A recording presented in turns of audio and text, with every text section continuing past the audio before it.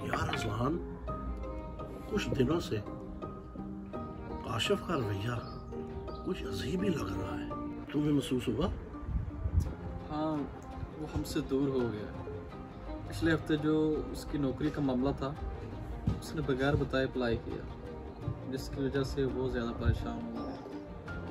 हम तीनों ने अहद किया था कि हम एक दूसरे का साथ देंगे हर मौके पर।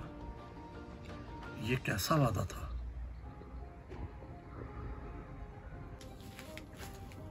अहमद हमेशा मुझसे आगे निकलता है, लेकिन इस बार मैं उसे मौका कभी नहीं दूंगा। दोस्ती अपनी जगह, लेकिन ख्वाब भी जरूरी होते हैं।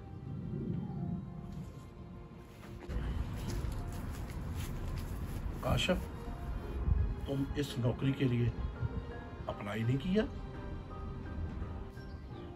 हमने मिलकर एक फैसला किया था कि रिजवान को एक मौका देंगे। फैसले ख्वाब पूरा नहीं करता। अहमद जिंदगी मुकाबले का नाम है। काशिफ, मेरा ख्याल हम मुकाबले के लिए दोस्त नहीं बने।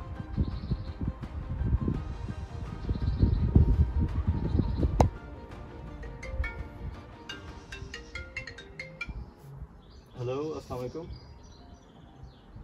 जी। मैं ओनर हूँ इस कंपनी का। क्या हुआ? जितनी इन्वेस्टमेंट थी सारी फेल्ड हो गई है।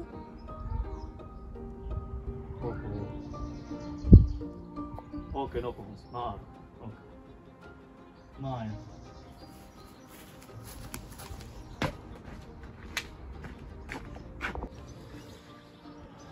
अल्लाह जाने पता नहीं क्या हो गया।